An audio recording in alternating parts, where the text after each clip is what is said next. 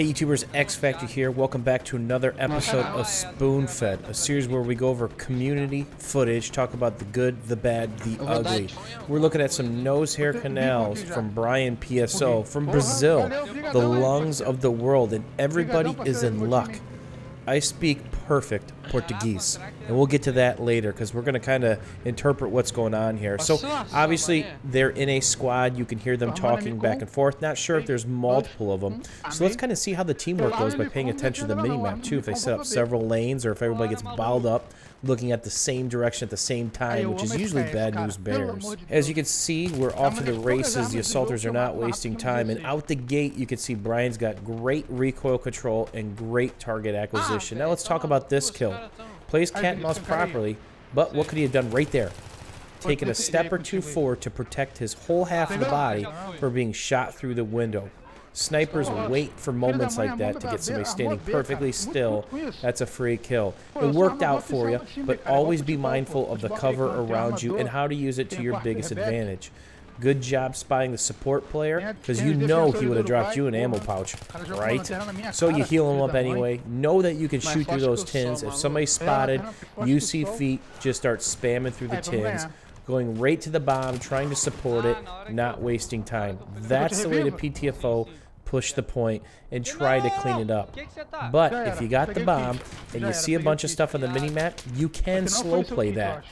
Or if you've got a grenade left, which you do, toss a grenade, sit back, wait for the stuff to fluff out. On to the next set of bombs. Good job sniffing out the prone warrior. You probably just saved your cankles and your buddies. And I like this pre-nade. Anytime you throw a pre-nade in there, it flushes out the bad guys or reduces it to a pile of rubble, which is also a good thing. You might get a couple team kills, but now it's a non-factor. No one's going to be in there. They're going to be behind it. This rail yard look is a very good lane to hold, because I've seen it a million times where somebody from the defense has swept around your left-hand side and wiped out 6, 7, 8 guys, 10 guys on Zerg mode. So it's important to keep your eyes on this. Moving up, getting aggressive. Good job throwing the health pack down ahead of time. You know you're going to set up shop. You know you're going to be here for a couple kills, and you probably won't have time to get that med pack down once you're in a hot fight. And that could be the difference of you surviving with 1 to 2% and him dying. How many times has that happened to you, right? And here you are taking a look at the mini-map, or your teammate saying, hey, I'm down, I need help. That just saved a potential push that I was just talking about.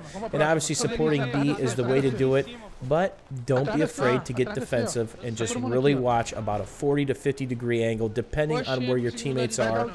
And right here, I see what you try to do. Try to defib him.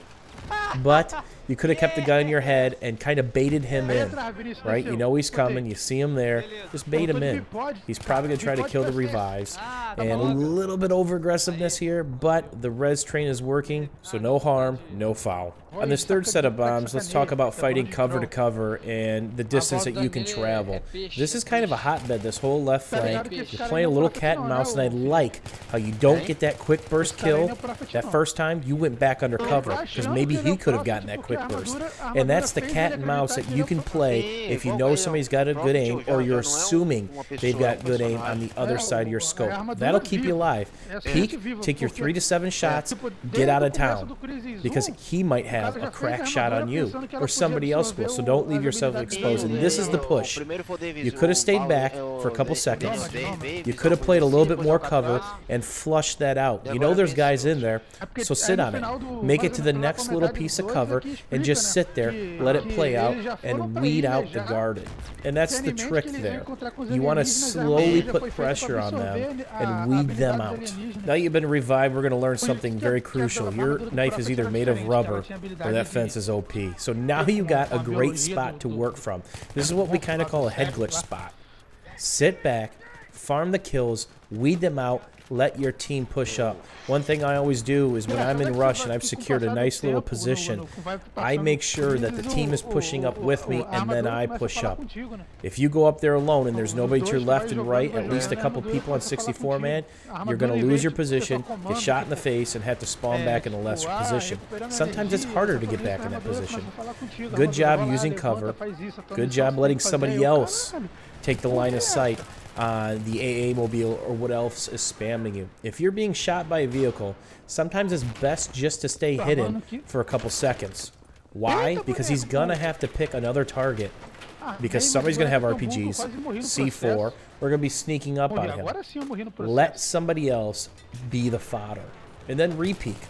At this point, you guys have a ton of tickets. You got a set. Now, here's the theory. Stay here, keep this lane from collapsing, or go spawn your buddies once you die. There is no wrong answer because it is important to hold this lane as well, going for as many revives as you can, keeping the bodies fresh, keeping them hot on the front lines. That's the way to do it. Meanwhile, you're not at a big risk behind that wall. Now, peeking that left lane, here's the thought process there. Kill whoever's close. Don't try to peek it too long because that is Sniper Alley. There are probably 16 bush Wookiees sitting there scoped in, waiting for somebody to say hi.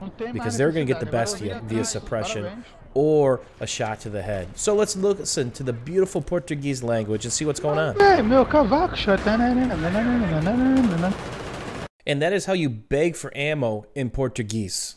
Very beautiful. And finally, you guys are starting to lose a grip on this left flank, but that's okay because you're going down swinging, reviving everything in sight, trying to keep the bodies warm on the forefront. Now let's talk about the overall gameplay. Recoil compensation, target acquisition, A.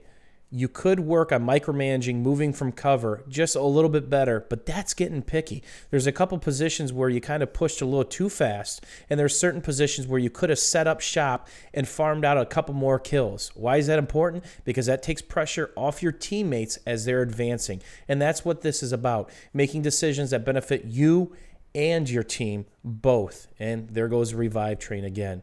If you guys learned something today or enjoyed the episode of Spoonfed, don't forget to give it the old thumbs up, and more importantly, check out Brian's battle log and his YouTube page, which will be linked down below. Shout out to the lungs of the world that is Brazil, Bob Burnquist, and the Big Jesus statue. Man, I would love to go there. Lastly, if you want to submit your footage, it can be PC or console-based, no TDM. It can be any other mode in the game, any map. It has to be 720p or higher with no black bars on the side. Check out the link below, sign up on the forums, and start posting your footage because I'll be doing one of these a week.